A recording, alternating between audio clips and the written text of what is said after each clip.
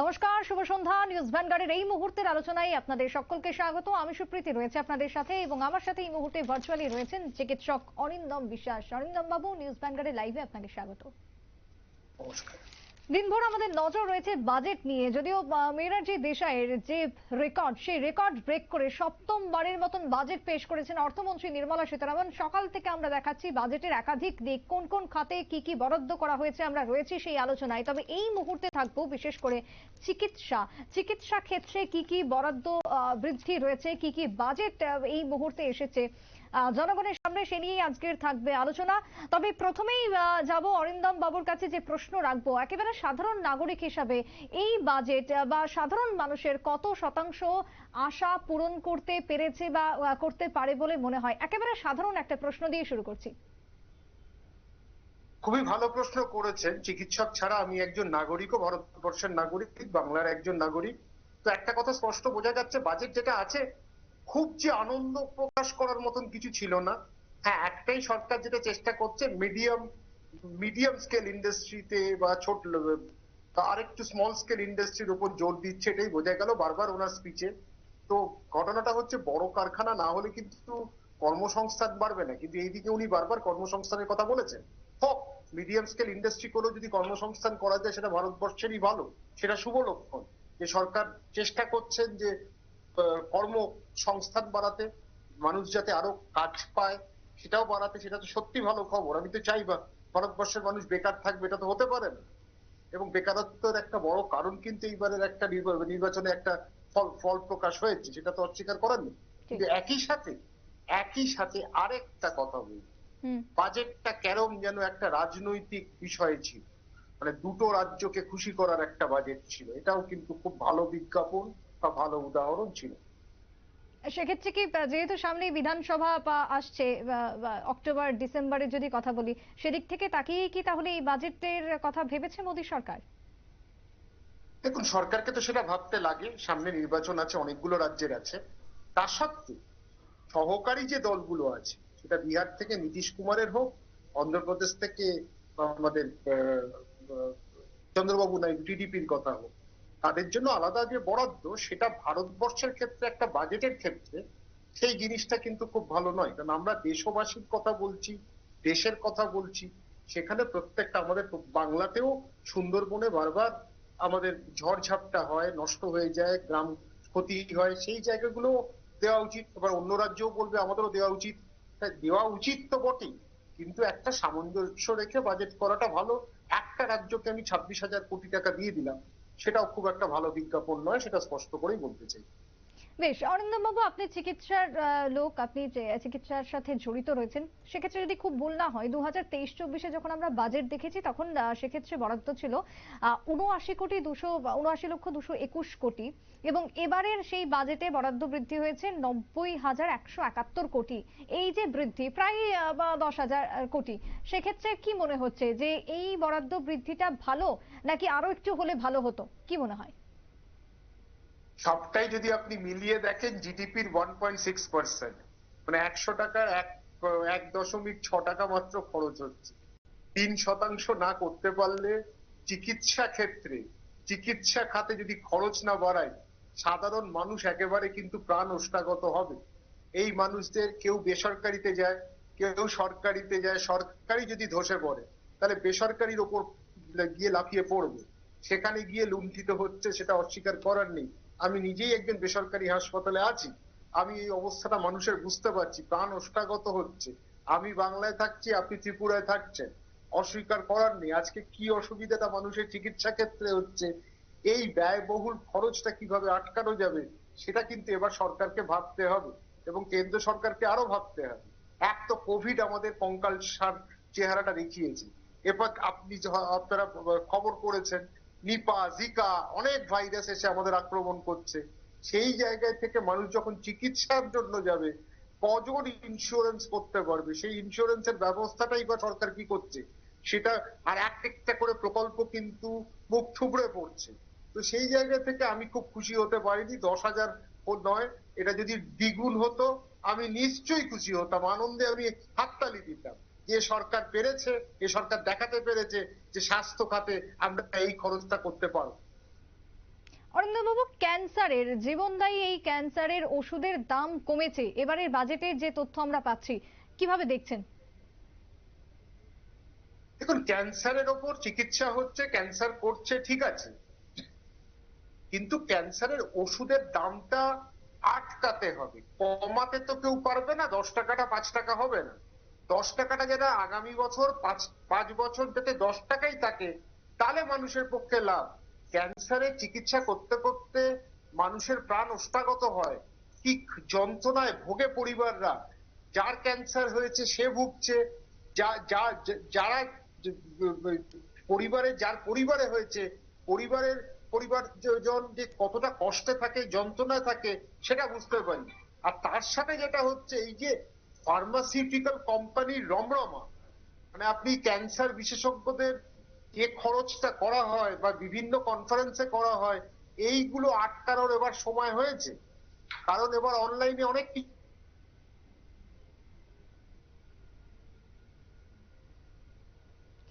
যান্ত্রিক ত্রুটির কারণে আমরা কিছুক্ষণের হলো আমরা আটকে গেছি। অরিন্দমবাবু রয়েছেন আমাদের সাথে, তবে এই মুহূর্তে নজর রয়েছে আমাদের বাজেটের দিকে। স্বাস্থ্য খাতে বরাদ্দ বৃদ্ধি, নির্মলা সীতারামনের 2024-এর বাজেটে বরাদ্দ বাড়লো প্রায় আলোচনা করা যায় 10,000 কোটি।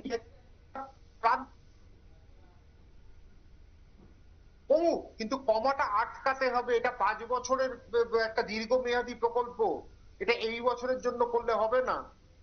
আপনি কি সুতরাং আমার যেটা করছি আমি যেন সেটার উপর নজরটা দিই, এই নজরদারিটা যেন থাকে, মানুষ যেন চিকিৎসাটা পায়, সুচিকিৎসাটা পায়, আর মূল্যটা যেন একটু কম থাকে, মানুষের কষ্টটা যাতে না হয়, আর্থিক যন্ত্রণাটা না হয়। অরিন্দমবাবু, সরকার বারবার উন্নয়নকে ইস্যু করছে, বারবার উন্নয়নের কথা বলছে, কিন্তু কি মনে হয় একজন চিকিৎসক হিসেবে যে চিকিৎসা খাতে কি এখনো পর্যন্ত প্রপার উন্নয়ন হয়েছে? দেখুন, কিছু প্রকল্প হয়েছে, কিছু মানুষ সুবিধা লাভ করেছে, এটা অস্বীকার করার নেই। কিন্তু একই সাথে মানুষ তখনই সুবিধা লাভ করবে যখন আপনি ডাক্তার, হাসপাতাল, দোকানদার আর ল্যাবরেটরির কাছে যাচ্ছেন। সেখানে যদি দেখছেন যে ল্যাবরেটরির খরচটা একই রকম আছে, তাতে আপনার অসুবিধা নেই, ওষুধের দামটা বাড়েনি, একই রকম আছে, আপনি খুশি হচ্ছেন। তৃতীয়ত হচ্ছে, সরকার এই হাসপাতালে গেলে সরকার আপনাকে সুযোগটা দিচ্ছে।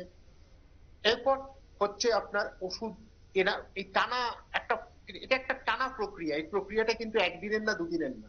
সেই জায়গাটায় বিশ্বাসটা করতে হবে, যেটা আমি আগেও একবার আপনার এই চ্যানেলে, যেটা আপনাকে ধন্যবাদ জানাই, আপনারা এই ইস্যুগুলো নিয়ে তোলেন।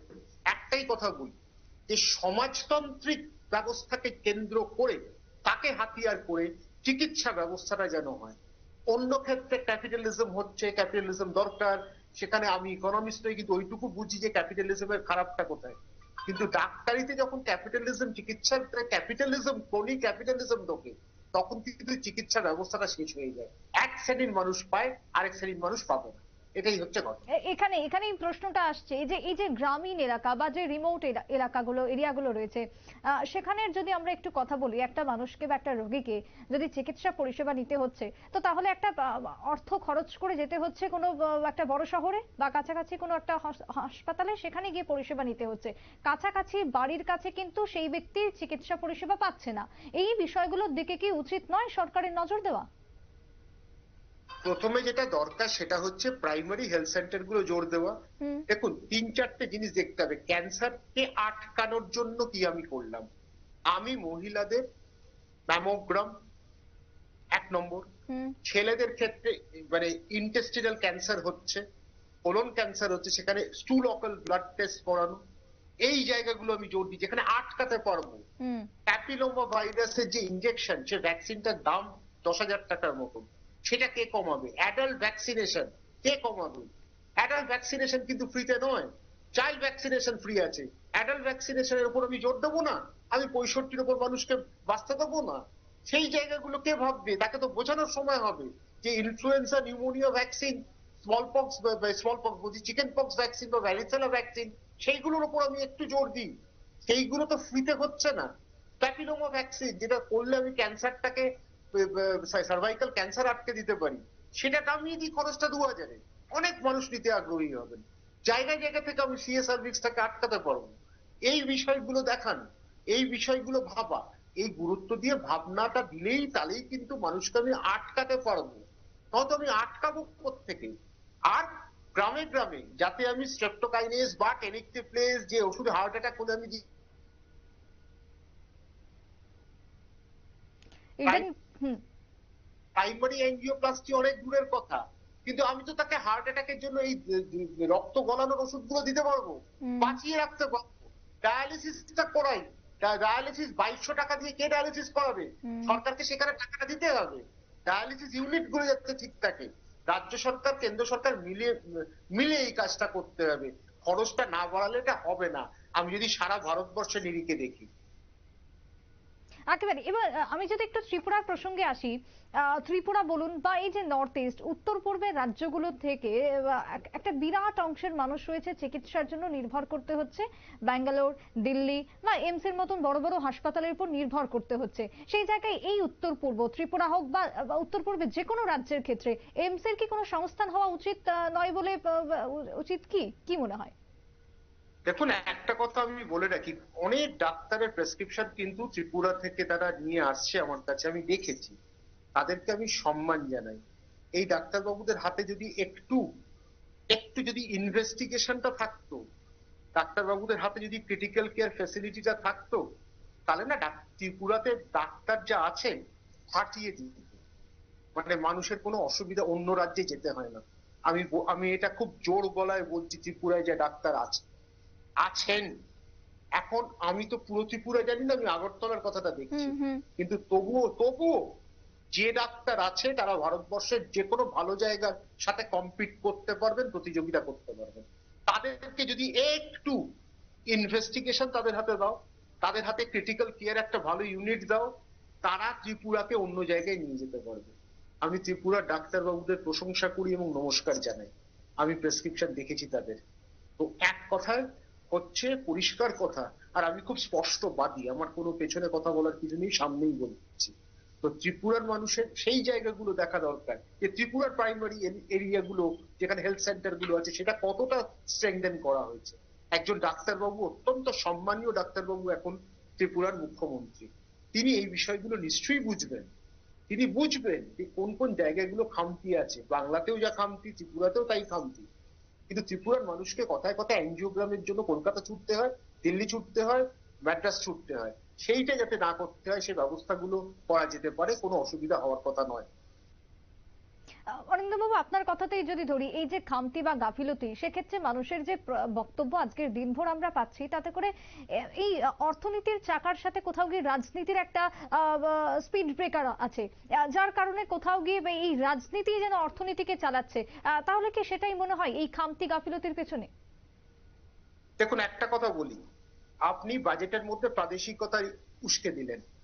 এবার যদি বাংলার মানুষ বলতে থাকে যে বিহারের লোক এসে যে এখানে এত বিহার পাচ্ছে, তাহলে বিহারের লোক বিহারে ফিরে যাক, এটা হতে পারে, জাতীয়তাবাদী হিসেবে আমিও বলতে পারি। কিন্তু আমার বক্তব্য, বাজেট যখন তৈরি করেছেন তখন সেটা দেশবাসীর জন্য, সেটা কোনো রাজ্যের জন্য না। এই জন্য মানুষ বলছে এটা চন্দ্রবাবু নাইডুকে খুশি করার জন্য বাজেট নয়, এটা নীতিশ কুমারকে খুশি করার বাজেট নয়, এটা দেশের বাজেট। আমি বাঙালি, আমি বাংলার, আমি সেই জন্যই আমি বেশি ভারতীয়, এটাই হচ্ছে ঘটনা। আপনিও ভারতীয়, শেষ জায়গায় আমাদের পরিচয় সেটাই। তো আমার বক্তব্য হচ্ছে, তুমি বাজেটে কখনো একটা রাজ্যের জন্য এটা করতে পারো না, এটা অত্যন্ত অন্যায় কাজ হয়েছে। এরপর যদি আমরা এরকম বলতে পারি আমি বাংলার এতগুলো, আমি 26,000 কোটি টাকা কেন পাবো না, আমার সুন্দরবন নষ্ট হয়ে যাচ্ছে, আমার বিভিন্ন ব্রিজ নষ্ট হয়ে যাচ্ছে।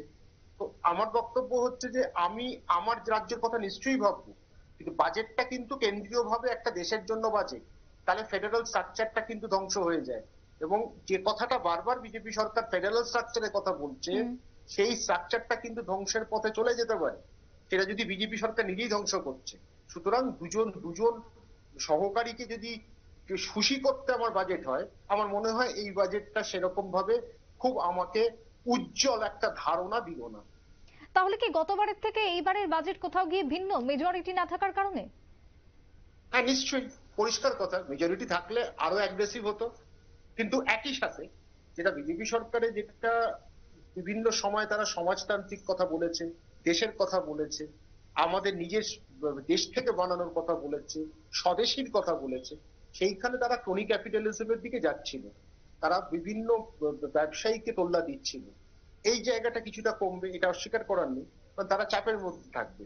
কিন্তু একই সাথে ক্যাপিটালিজম থাকুক, কিন্তু ভারতবর্ষে যদি আমরা খালি ক্যাপিটালিজমের কথা বলি তাহলে কিন্তু ভারতবর্ষ ধ্বংস হয়ে যাবে। কারণ ভারতবর্ষে একজনের বিয়ে হয় 1 মাস ধরে, আবার আরেকজনের বিয়ে করার টাকা থাকে না, এটা বাড়ির শ্রাদ্ধ করার টাকা থাকে না। এটাও ভারতবর্ষ, এটা অস্বীকার করলে হবে না। তো সেই জায়গা থেকে ভারতবর্ষকে সামঞ্জস্য আনতে গেলে পুরো ক্যাপিটালিজমের জায়গায় চলে গেলে ভারতবর্ষ কিন্তু বাঁচতে পারবে না। সেখানে কিন্তু সমাজতান্ত্রিক যে তথ্যগুলো সেগুলো কিন্তু মাঝে মাঝে ধার করতে হবে, তাতেই ভারতবর্ষ কিন্তু বাঁচবে। ভারতবর্ষের সকল স্তরের মানুষ কিন্তু ডাল ভাত খেয়ে হলেও বাঁচবে, এটা কিন্তু ঘটনা। এখানেই প্রশ্নটা রাখবো যে দিনের শেষে আমি আপনি সাধারণ মানুষ এবং আমাদের প্রত্যেককে কখনো না কখনো বাজারে যেতে হচ্ছে, আর সেই বাজারে যেতে গেলে পকেটে যাতে টান না পড়ে সেই নিশ্চয়তা কি নির্মলা সীতারামন দিতে পারবেন এবারের বাজেটে? দেখুন, বাজেটে নির্মলা সীতারমনকে তো আমি বলবো না, কারণ একটা বড় টিম ওয়ার্ক এটা। তাদেরকে চিন্তা করতে হবে ভারতের সব স্তরের মানুষকে। ব্যবসা কিন্তু একটাই, যেটা কিন্তু ধাক্কা খায় ফেলো, এবং সেটা কিন্তু বাংলার কাছে, আমাদের বাংলাতে কিন্তু মিডিয়াম স্কেল ইন্ডাস্ট্রির প্রবণতা অনেক বেশি। সেই জায়গাতে আজকে নির্মলা সীতারমন কিন্তু বাংলার কথাটাই বারবার মানে নাম করলেন না, হুম হুম কিন্তু মিডিয়াম স্কেল ইন্ডাস্ট্রির কথাটাই বারবার বললেন, উনি কিন্তু লার্জ স্কেলের কথাটা আনলেনই না। হুম আমার বক্তব্য হচ্ছে এটা কিন্তু খুব গুরুত্বের সাথে বিচার করা দরকার। সেই মিডিয়াম স্কেলের ওপরই কিন্তু সরকার নির্ভরশীল হয়ে গেল। লার্জ স্কেল না হলে কিন্তু আমরা বড় কর্মসংস্থান করতে পারবো না। এটা আর একটা হচ্ছে অন্যান্য ফরেন ইনভেস্টার্স, বিভিন্ন লোককে সাহায্য করা, এ কথাটা বললেন, হুম কিন্তু এই ফরেন ইনভেস্টার্সরা এসে যেন ভারতবর্ষকে লুট না করে। সাহেবরা আমাদের 200 বছর লুট করে গেছে, হুম এখন আমরা আমরা আমাদের ভারতীয়রা ভারতীয়দের লুট করতে সেটা দেখতে পাচ্ছি। চুরি করে টাকা নিয়ে পালিয়ে যাচ্ছে অন্য রাজ্যে, আনন্দে ফুর্তিতে আছে একজন মদ বিক্রেতা। তো কিন্তু ঘটনাচক্রে এই যে ফরেন ইনভেস্টর এনে ভারতবর্ষের মানুষ যেন লুণ্ঠিত না হয়, সেটা কিন্তু নির্মলা সীতারমন এবং তার গ্যাংকে দেখতে হবে। এখানে এই যে বিকশিত ভারতের কথা বারবার বলা হচ্ছে আজকে বাজেটকে ঘিরে, সেই জায়গায় যেমনটা আপনি বলছিলেন যে এই যে লোয়ার মিডল ইনকাম আমরা যদি দেখি এই গোটা দেশে যদি একটা অ্যাভারেজ ধরি তাহলে 2,90,000 বা এর আশপাশেই কিন্তু রয়েছে। সেক্ষেত্রে আগামী 6 বছরে সেটা কি বাড়া সম্ভব হবে বা 6 গুণ কি সেটা বেড়ে যেতে পারে? কারণ ইতিমধ্যে আমরা দেখছিলাম এই যে বিদেশি বিনিয়োগ সেটা বাড়ানো বা কর্পোরেটের কর 5% কমানো হয়েছে, তাতে 1 বছরে কতটা প্রভাব পড়বে ভারতের এই শিল্পের ক্ষেত্রে? দেখুন, সাহসিকতার সাথে লড়তে হবে ফরেন ইনভেস্টরদের সাথে।